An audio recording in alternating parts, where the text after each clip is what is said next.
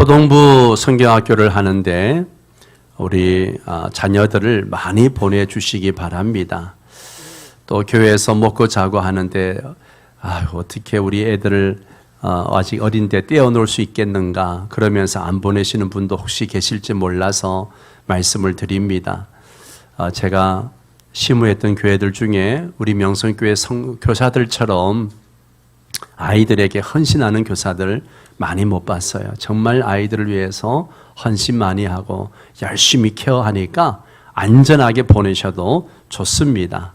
그래서 아이들이 2박 3일 동안 교회에서 캠프할 수 있도록 많이 아이들을 보내주시고 기도해 주시기 바랍니다. 우리는 원래 하반기부터 기도로 주님과 동행하는 삶이라는 주제로 요한복음을 중심으로 말씀을 나누고 있습니다. 그런데 오늘은 그 설교를 잠시 멈추고 다른 본문으로 말씀을 나누려고 합니다. 그 이유는 지금 우리 교회가 함께 붙들고 기도하고 있는 특별한 기도 제목이 있기 때문입니다. 얼마 전 중국에서 오랫동안 다음 세대 사역을 감당해 오시던 선교사님과 여러 현지 지도자들이 18세 미만에게는 금지된 복음을 전하고 다음 세대를 가르쳤다는 이유로 공안에 체포되어졌습니다.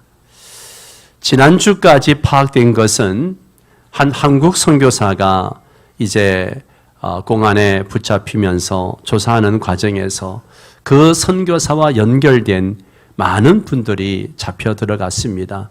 지난 금요일까지 파악된 것은 한 20여 명이 체포되어 들어가고 조사를 받고 있고 중국 교회와 성도들은 큰 두려움 가운데 있다는 이야기를 들었습니다. 우리 교회는 그 소식을 듣고 계속해서 그분들을 위해서 기도하고 있습니다. 기도하면서 제 마음속에 계속 떠오르는 말씀이 바로 오늘 본문 사도행전 12장이었습니다. 베드로도 복음을 전했다는 이유로 감옥에 갇혔습니다. 인간적으로는 아무런 희망이 없었습니다. 그러나 그때 교회는 낙심하지 않았어요. 성경은 이렇게 기록합니다. 이에 베드로는 옥에 갇혔고 교회는 그를 위하여 간절히 하나님께 기도하더라. 베드로는 감옥 안에 있었지만 교회는 기도의 자리에 있었습니다. 베드로는 쇠사슬에 묶여 있었지만 교회의 기도는 결코 묶이지 않았습니다. 그리고 하나님께서는 그 기도에 응답하셔서 감옥의 문을 여셨습니다. 물론 우리는 오늘 이 말씀을 읽으면서 반드시 모든 감옥의 문이 같은 방식으로 열린다. 그렇게 말하려고 하는 것은 아닙니다. 야고보는 분명히 순교했습니다. 베드로는 구원받았습니다. 하나님의 응답 방식은 언제나 하나님의 주권 안에 있습니다. 그러나 한 가지 분명한 것은 있습니다. 교회 기도는 결코 헛되지 않습니다. 하나님은 우리의 기도를 들으시고 가장 선한 때에 가장 선한 방법으로 역사하십니다. 그래서 오늘 우리는 베드로의 기적만 보려고 하는 것이 아닙니다. 감옥보다 크신 하나님을 바라보려고 합니다. 우리 자신의 삶에 있는 여러 감옥들을 바라보기보다는 그 감옥의 문도 여실 수 있는 하나님을 바라보려고 합니다. 그리고 특별히 지금도 복음 때문에 어려움을 겪고 있는 선교사들과 세계 곳곳에 박해받는 교회를 위해 하나님께서 오늘도 동일하게 역사하실 것을 믿으며 이 말씀을 함께 나누려고 합니다. 사랑하는 성도 여러분, 오늘 하나님께서 우리에게 들려주시는 말씀은 분명합니다. 기도는 감옥도 엽니다.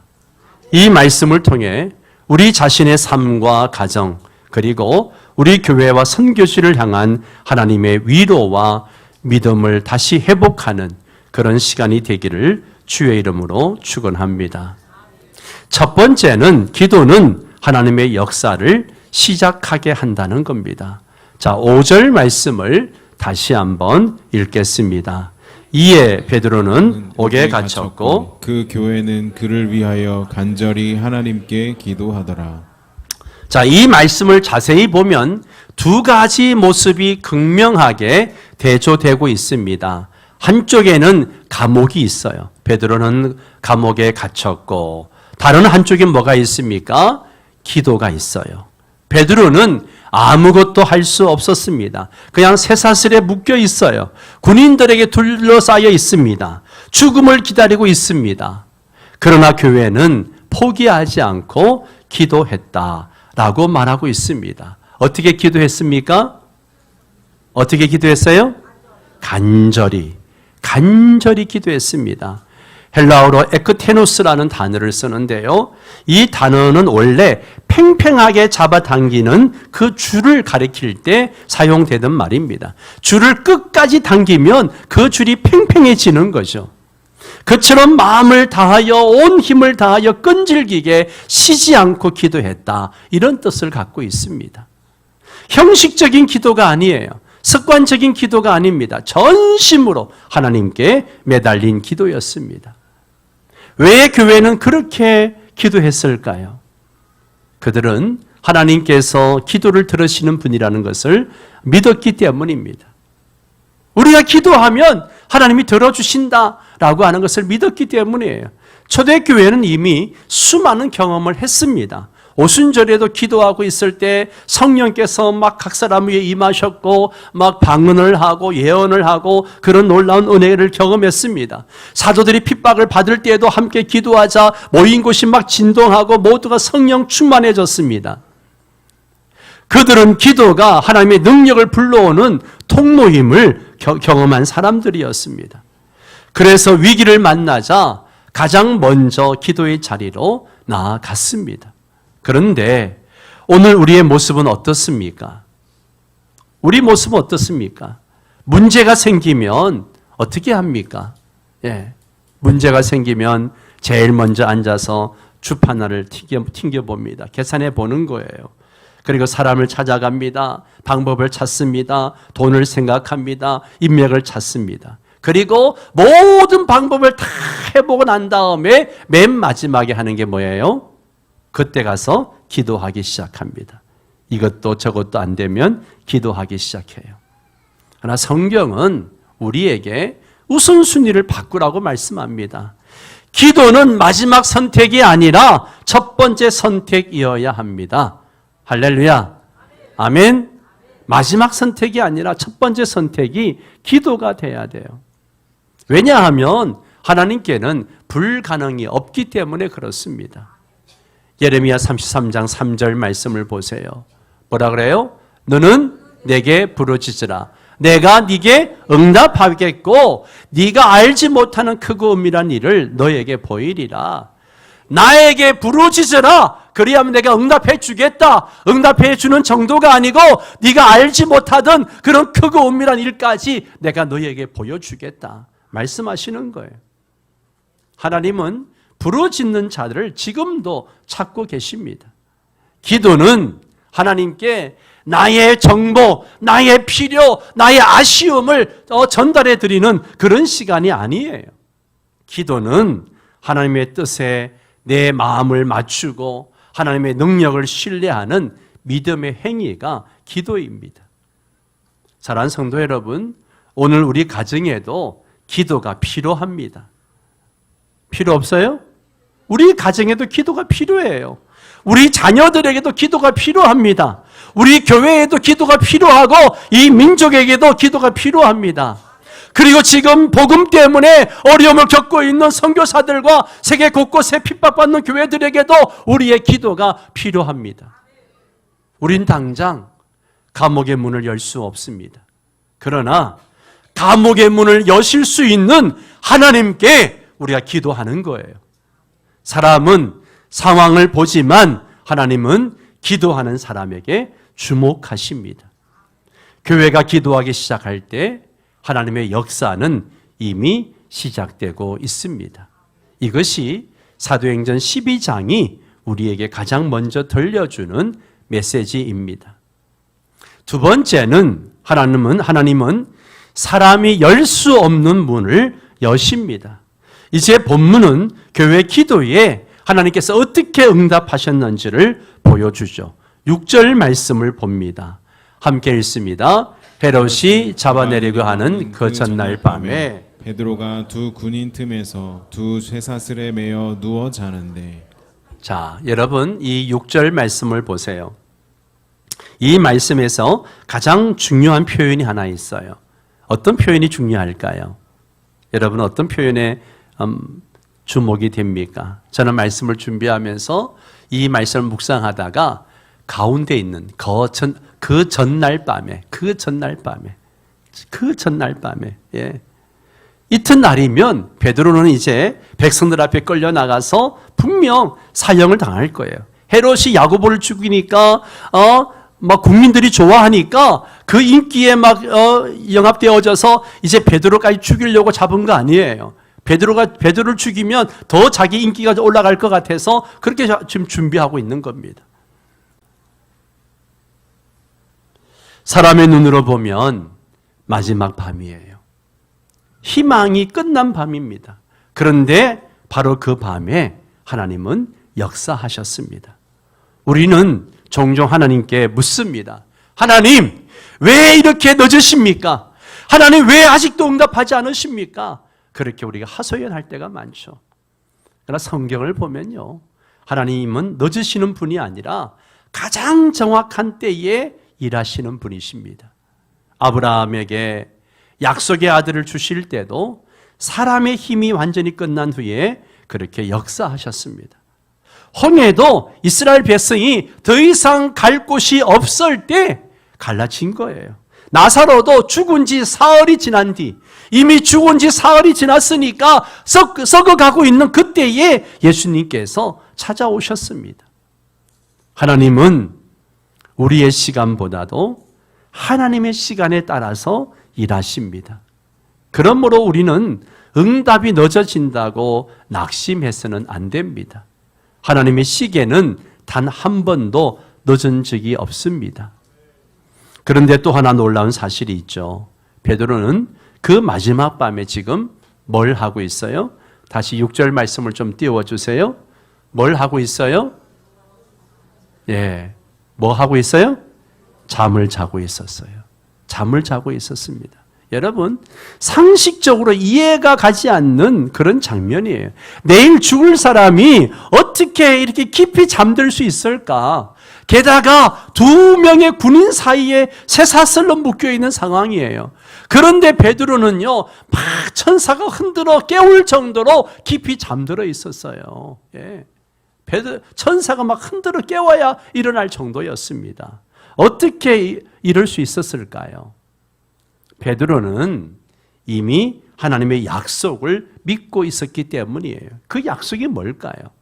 요한복음 21장에 보면 예수님께서 이제 제자들에게 부활하시고 난 다음에 떡과 물고기를 구워서 나눠주시고 난 다음에 이제 내 양을 먹이라, 내 어린 양을 먹이라 말씀하시고 난 다음에 베드로가 장차 어떤 죽음을 맞이할 건지 말씀하셨어요. 베드로는 늙어서 하나님께 영광 돌리면서 늙어서 죽게 될 것이다 라고 말씀하신 적이 있습니다. 지금 베드로는 아직 지금 늙은 상황이 아니에요. 지금 한참 이제 40대 막 열심히 주를 위해서 열심히 살려고 하는 그런 나이대입니다. 그런 하나님의 약속이 아직 이루어지지 않았음을 알고 있었어요. 무엇보다도 그는 자신의 생명이 헤롯의 손에 있는 것이 아니라 하나님의 손에 있다는 사실을 그는 믿었습니다. 그래서 감옥 안에서도 헤롯이 내일 죽인다고 하지만 아유, 내 생명은 헤롯의 손에 달린 게 아니야, 하나님의 손에 달렸어, 그러면서 편안히 누릴 수 있었던 것이죠. 사랑하는 성도 여러분, 참된 평안은요, 문제가 없는 상태에서 오는 것이 아닙니다. 하나님이 함께 하신다는 믿음에서 오는 거예요. 우리는 문제가 없으면 평안할 줄로 생각합니다. 그러나 여러분, 아무리 문제가 있고 풍랑이 있는 그런 문제 속에 있다 할지라도 하나님이 함께 하신다는 믿음만 있으면 평안을 누릴 수 있습니다. 환경이 바뀌어서 평안한 것이 아니에요. 하나님을 신뢰하기 때문에 평안한 겁니다. 빌립보 4장 6절 7절 말씀을 보세요. 아무것도 염려하지 말고 다만 모든 일에 기도와 간구로 너희 구할 것을 감사함으로 하나님께 아뢰라. 그리고 7절 말씀 함께 읽습니다.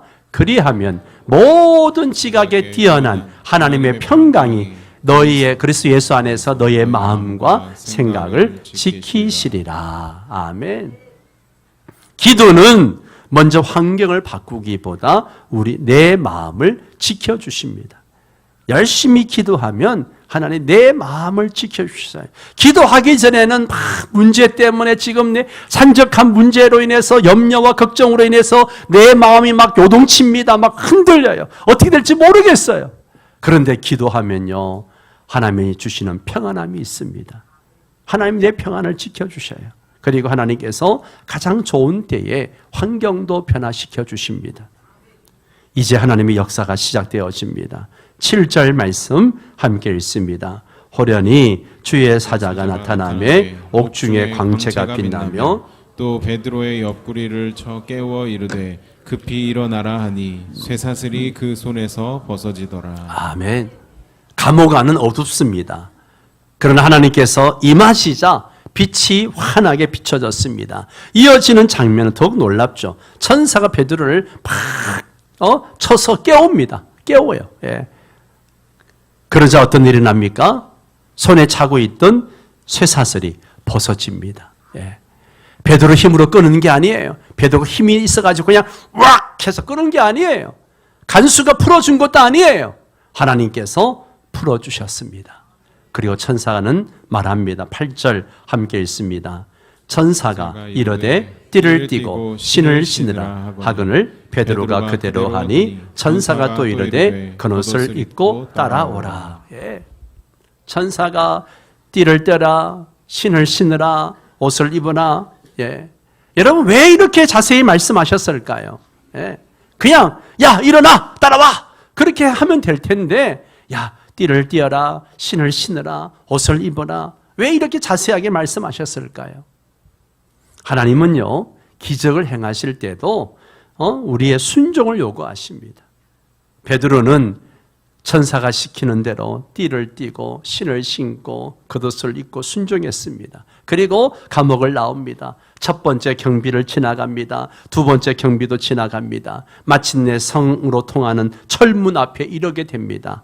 10절은 이렇게 말합니다. 철문이 저절로 열리는지라. 철문이 저절로 열리는지라. 여기서 저절로라고 하는 헬라어 아우토마테라고 하는 단어를 쓰는데요. 여기서 영어 오토매틱이라고 하는 자동이라는 단어가 유래하게 됩니다. 사람이 밀어서 열은 것이 아니에요. 누군가 안에서 열어준 것도 아니에요. 하나님께서 직접 여신 겁니다. 이것이 하나님의 능력입니다. 사람이 열 수 없는 문을 하나님은 여십니다. 우리 삶에도 살다 보면 쉽게 열리지 않는 문들이 많아요. 아무리 노력해도 열리지 않는 문이 있습니다. 어떤 문들이 있습니까? 질병의 문이 있어요. 오랫동안 병원 다니고 약을 먹고 치료해도 낫지 않는 그런 병들이 우리를 괴롭히고 있어요. 감옥의 문과 같은 아주 그런 문들이 있어요. 경제적인 문이 있습니다. 아무리 몸부림치고 노력해도 나아지지 않는 살림이 있어요. 경제적인 어려움이 있어요. 자녀의 마음이 닫혀있는 문이 있습니다. 특별히 전도의 문이 있어요. 정말 남편을 전도하려고 부모를 전도하려고 자녀를 전도하려고 수없이 노력하고 그렇게 지내왔는데 문이 열리지가 않아요. 선교의 문도 있습니다. 저 중국을 선교하려고 얼마나 많은 민족과 교회들이 노력하고 있습니까? 그런데 쉽게 열리지가 않아요. 우리의 힘만으로는 열리지 않는 문들이 있습니다. 그러나 성경은 분명히 말합니다. 하나님께는 닫힌 문이 없습니다. 이 말씀을 준비하면서 제 마음속에 계속 떠오르는 장면이 있습니다. 지금 우리가 함께 기도하고 있는 중국의 선교사님들과 현지 지도자들이에요. 복음을 전했다는 이유로 체포되어졌습니다. 물론 그들은 자기의 어떤 공산주의 체제에 반하는 그런 사상을 전하는 단체이기 때문에 기독교를 계속 밀어내고 있습니다. 다음 세대에게 예수님을 가르쳤다는 이유로 조사를 받고 있습니다.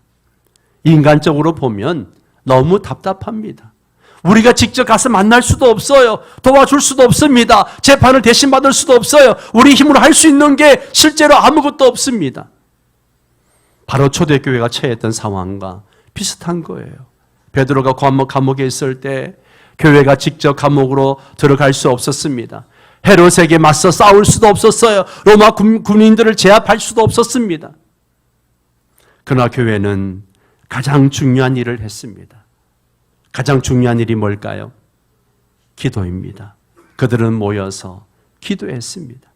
기도했어요. 그 기도는 감옥문을 흔들었습니다. 그 기도는 하나님의 보좌에 상달되어졌습니다.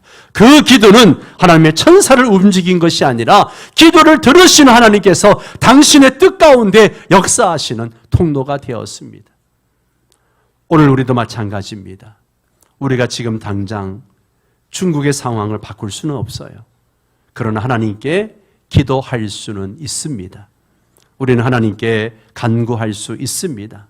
하나님, 선교사님들에게 힘을 주십시오. 재판의 모든 과정을 주관해 주십시오. 담당하는 공안과 관계자들의 마음을 다스려 주십시오. 형량을 최소화해 주시고 속히 자유를 허락해 주십시오. 무엇보다도 그들의 믿음이 흔들리지 않도록 지켜주십시오. 예. 우리는 하나님께 이렇게 기도할 수 있습니다. 그리고 우리는 믿습니다. 하나님께서는 지금도 사람의 손이 미치지 않는 곳에서 일하시는 분이십니다. 그러나 우리는 또 하나를 기억해야 됩니다. 사도행전 12장에는 베드로만 있는 게 아니에요. 야고보도 있었습니다. 그런데 야고보는 순교했고 베드로는 살아났습니다. 왜 하나님께서 다르게 역사하셨는지 우리는 다 알지 못합니다. 그러나 분명히 아는 것이 있습니다. 두 사람 모두 다 하나님의 손 안에 있었다는 사실입니다. 하나님의 응답은 언제나 하나님의 지혜 안에서 이루어집니다. 우리는 응답의 방법을 정할 수는 없습니다. 그러나 응답하시는 하나님을 신뢰할 수는 있습니다. 그래서 우리는 결과를 하나님께 맡기고 끝까지 기도하는 거예요. 사랑하는 성도 여러분, 혹시 지금 여러분 앞에도 굳게 닫힌 문이 있습니까? 아무리 밀어도 열리지 않는 문, 그런 문이 있습니까? 낙심하지 마십시오. 사람이 닫은 문은요, 하나님께서 얼마든지 여실 수 있습니다. 사람이 묶은 쇠사슬도 하나님께서 얼마든지 푸실 수 있습니다. 그리고 때로는 문을 여시는 것보다 더 큰 은혜, 어떤 상황 속에서도 믿음을 지켜주시는 은혜를 허락하십니다. 그러므로 우리는 오늘도 기도합니다. 문을 바라보지 말고 그 문을 여시는 하나님을 바라보십시오. 사람의 능력을 의지하지 말고 사람의 손이 닿지 않는 곳에서 역사하시는 하나님을 신뢰하시기 바랍니다.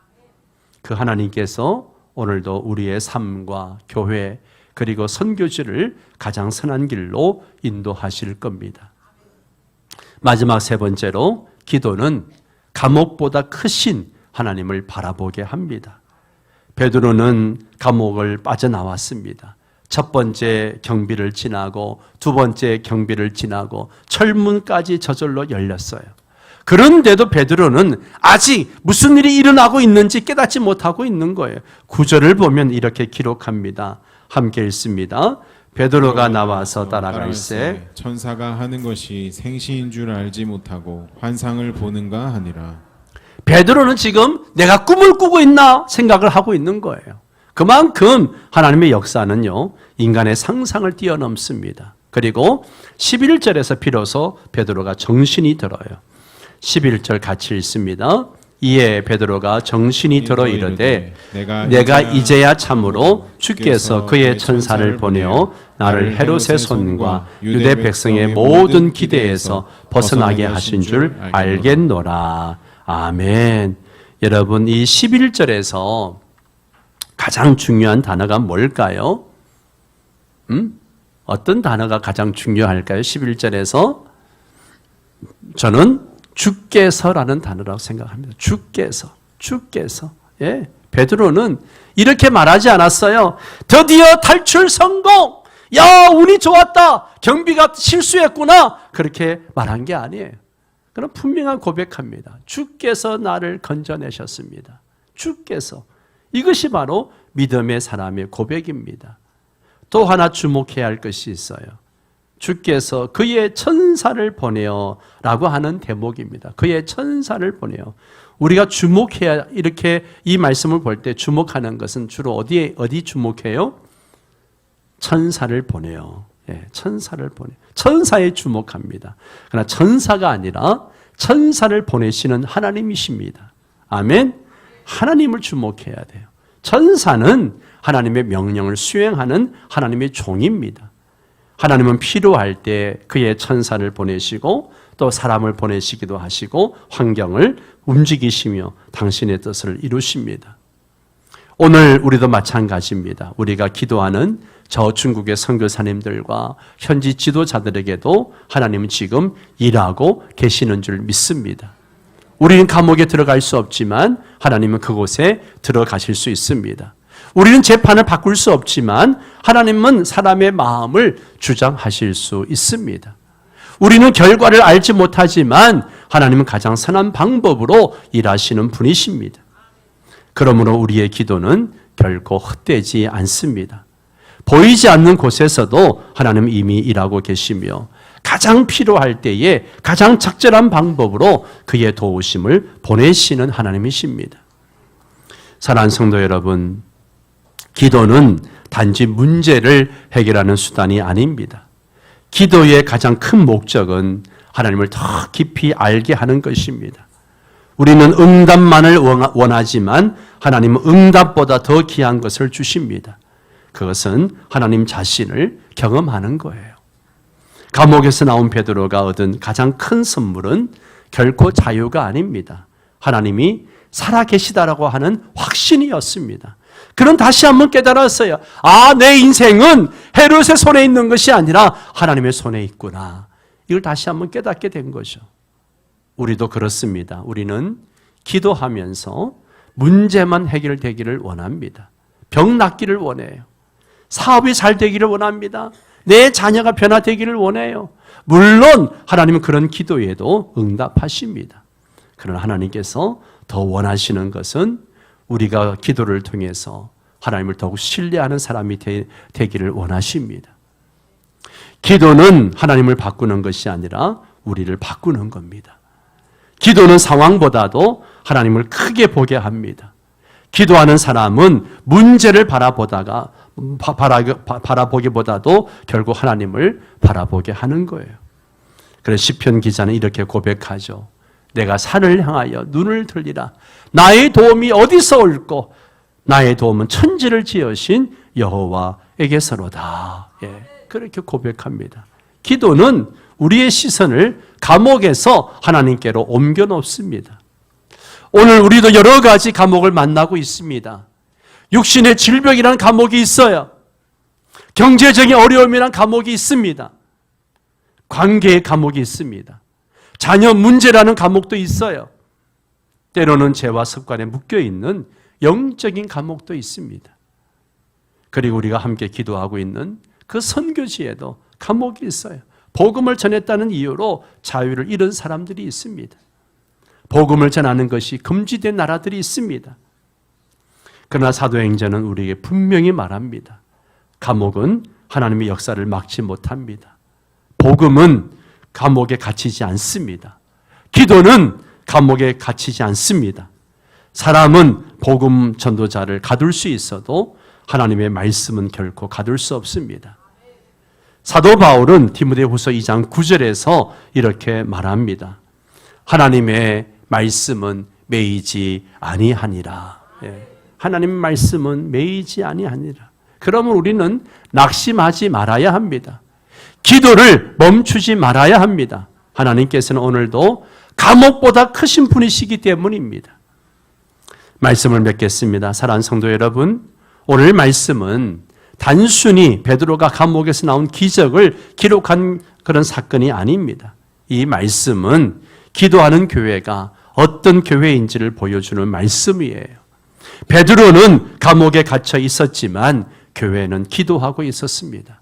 베드로는 아무것도 할 수 없었지만 교회는 하나님께 나아갔습니다. 그리고 하나님께서 역사하셨습니다. 오늘도 하나님은 동일하십니다. 우리에게도 풀리지 않는 문제가 있습니다. 열리지 않는 문이 있습니다. 정말 포기하고 싶은 순간이 있어요. 그러나 오늘 본문은 우리에게 한 가지 사실을 분명하게 가르쳐 줍니다. 기도는 결코 헛되지 않습니다. 기도는 하나님의 역사를 시작하게 합니다. 기도는 사람이 열 수 없는 문을 여시는 하나님을 경험하게 합니다. 기도는 우리의 시선을 감옥에서 하나님께로 옮겨 놓습니다. 사랑하는 성도 여러분, 지금 우리 교회는 복음 때문에 어려움을 겪고 있는 중국의 선교사님들과 현지 지도자들 그리고 중국 교회를 위해서 함께 기도하고 있습니다. 우리의 기도가 당장 감옥 문을 여는 것처럼 보이지 않을 수 있어요. 그러나 오늘 말씀은 우리에게 확신을 줍니다. 교회 기도는 감옥 안까지 들어갑니다. 헤롯은 베드로를 묶어둘 수 있었지만 하나님의 천사를 막을 수는 없었습니다. 철문은 베드로를 가둘 수 있었지만 하나님의 능력을 가둘 수는 없었습니다. 오늘도 하나님은 살아계십니다. 그러므로 낙심하지 마십시오. 기도를 포기하지 마십시오. 우리 자신을 위해 기도하고 우리 가정을 위해 기도하고 다음 세대를 위해 기도하고 선교사님들과 박해받는 교회를 위해 기도합시다. 기도하는 교회는 반드시 하나님의 역사를 보게 됩니다. 그리고 우리 모두가 베드로처럼 고백하게 되기를 원합니다. 11절에 있는 것처럼 내가 이제야 주께서 참으로 나를 건져내신 줄을 알겠노라. 아멘. 그 하나님께서 오늘도 우리의 감옥을 여시고 우리를 자유케 하시고 우리의 기도에 가장 선한 때에 가장 선한 방법으로 응답하실 줄 믿습니다. 기도는 감옥도 엽니다. 아멘. 다 함께 일어나셔서 함께 찬양하도록 하겠습니다.